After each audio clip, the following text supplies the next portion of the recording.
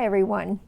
So today I'm going to show you how to make an environmentally friendly diaper cover.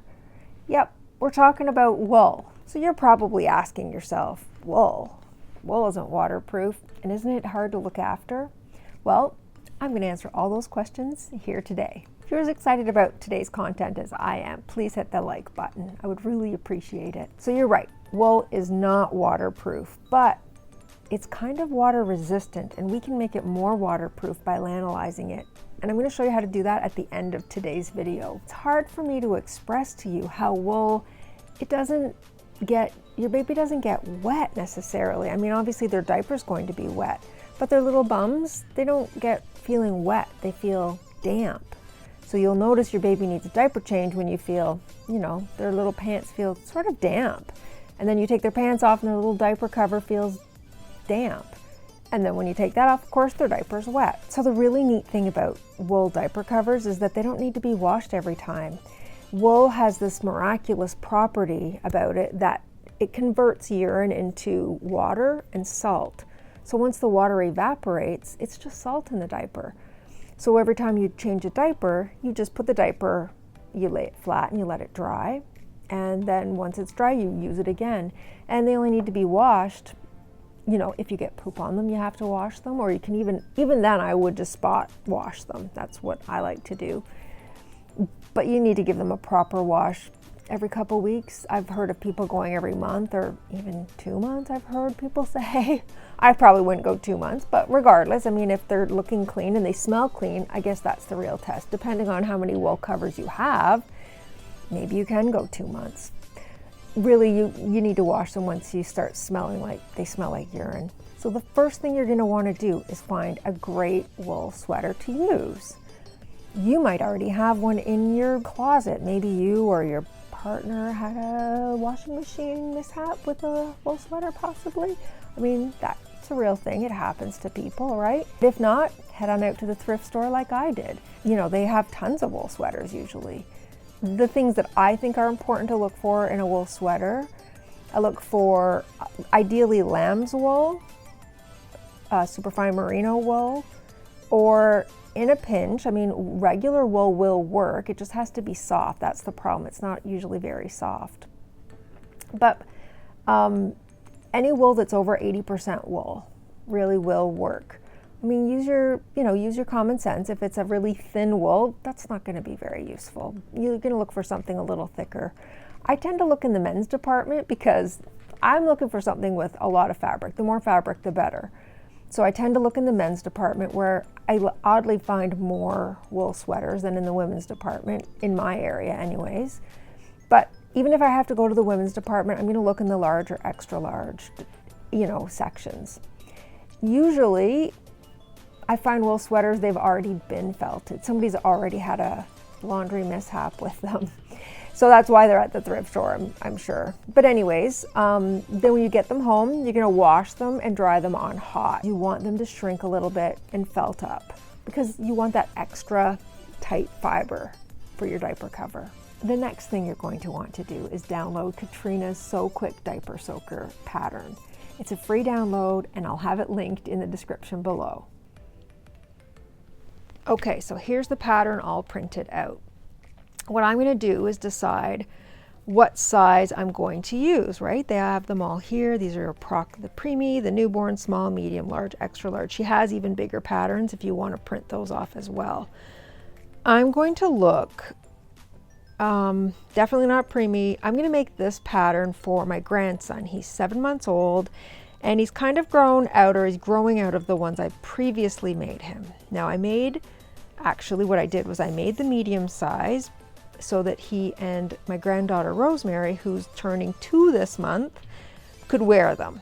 But Rosemary has teeny tiny little legs and he was obviously quite a bit smaller. So I did the medium size, and over here on the waistband and leg cuffs, I did the small size. And that fit them both very nicely. So he was 3 months old maybe, and Rosemary was, approximately a year and a half, and they fit both of them really quite well. However, obviously Theo's a lot bigger. He's growing very quickly, and his little legs aren't little tiny toothpicks like little Rosemary's are. So I'm gonna make a full medium size with medium cuffs and medium waistband for him. And that should do him for a while. So I'm gonna take my paper scissors and I'm just gonna cut this out.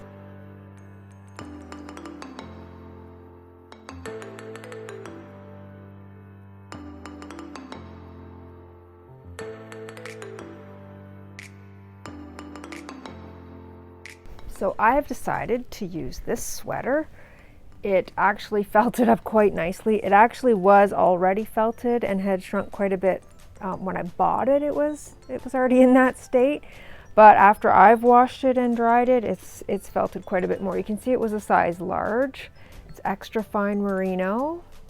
It's quite lovely, Banana Republic. Anyways, it's gonna be perfect. So the first thing I'm gonna do is I'm gonna cut it apart on the seams. You know what? I'll turn it inside out. Make it easier.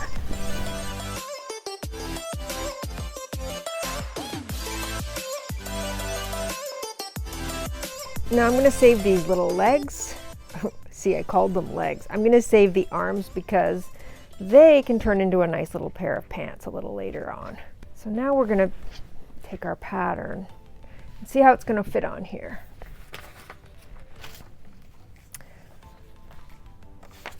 So we need this times 2, right? So maybe what I'll do is this is the back and this is the front. So maybe what I'll do is line this up here. We need to make it, you know, the whole front, so it's too wide. This part down here might make a nice waistband. Let's just see. It's not quite thick enough. I think it'll be okay. Let me see. Yeah, this should be fine. I start here. It's not quite big enough, but you know what? I might make it work anyways. It's pretty stretchy. I think it'll work for him. Okay, so maybe what I'll do is fold this in half. Now, is this the pattern that I want on the front? Yeah, I think that works out really well. So you can either clip this or pin this, whichever works best for you. I'm going to use some clips on this side because it's easy just to hold it in place.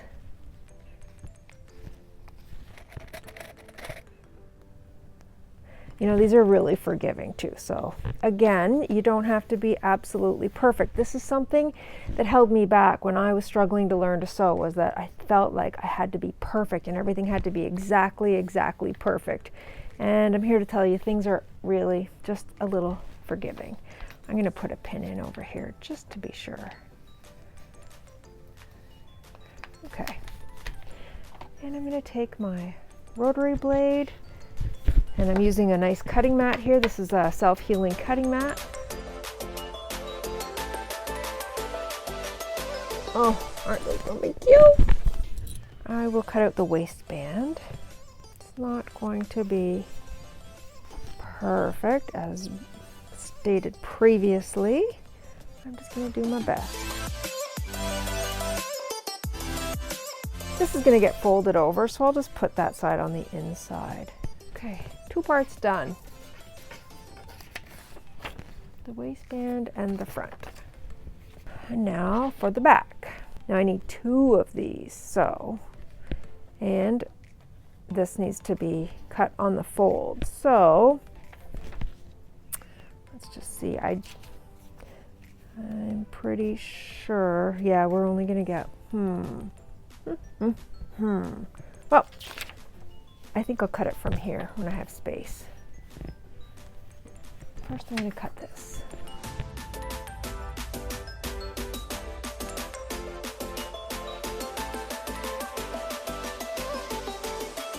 And we just have to cut the little legs now.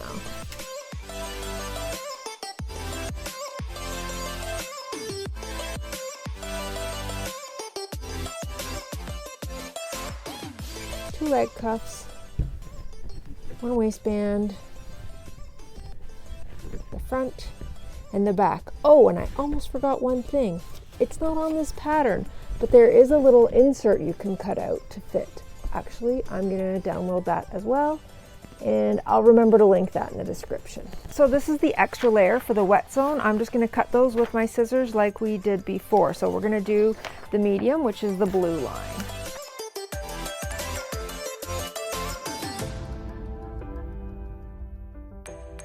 Actually, I like to cut these out as one piece. So I'm gonna tape these together so that I don't have a seam under baby's bottom. Let's go through here and see what we've got. So that's not gonna work. Doesn't even have to be the same now, does it, right? Because, nope. I'm gonna find a piece of wool that I had from another sweater. I could use an arm, but I'd rather not.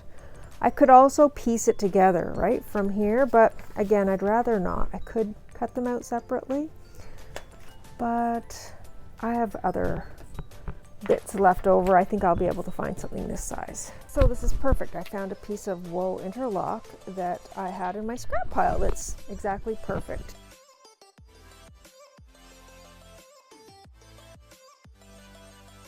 And we know that the big fatter part goes in the back.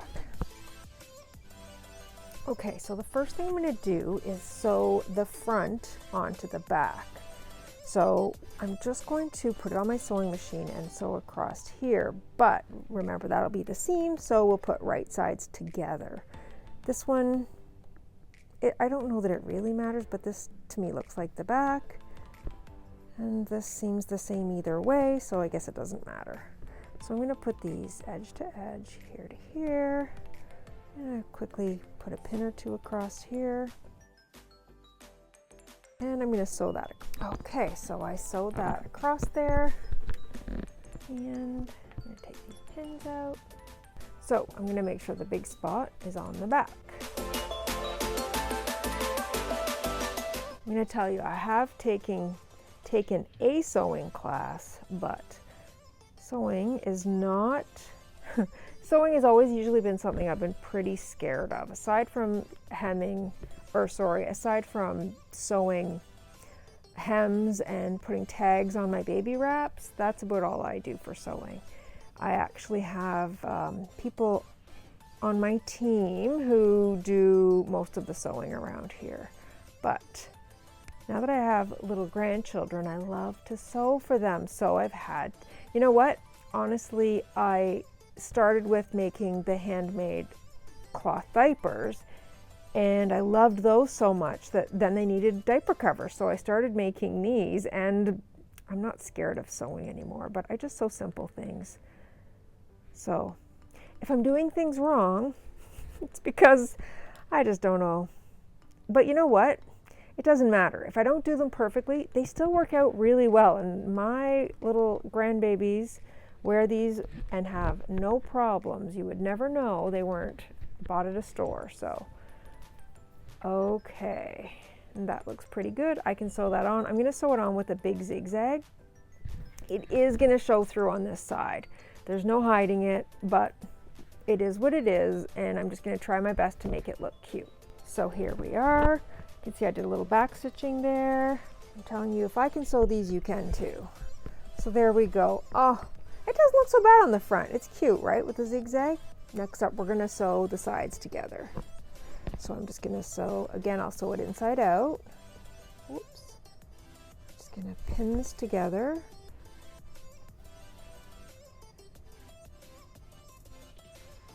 I pin far away so I don't have to move my pins when I'm sewing. I don't know if it's probably not okay, but that's what I do.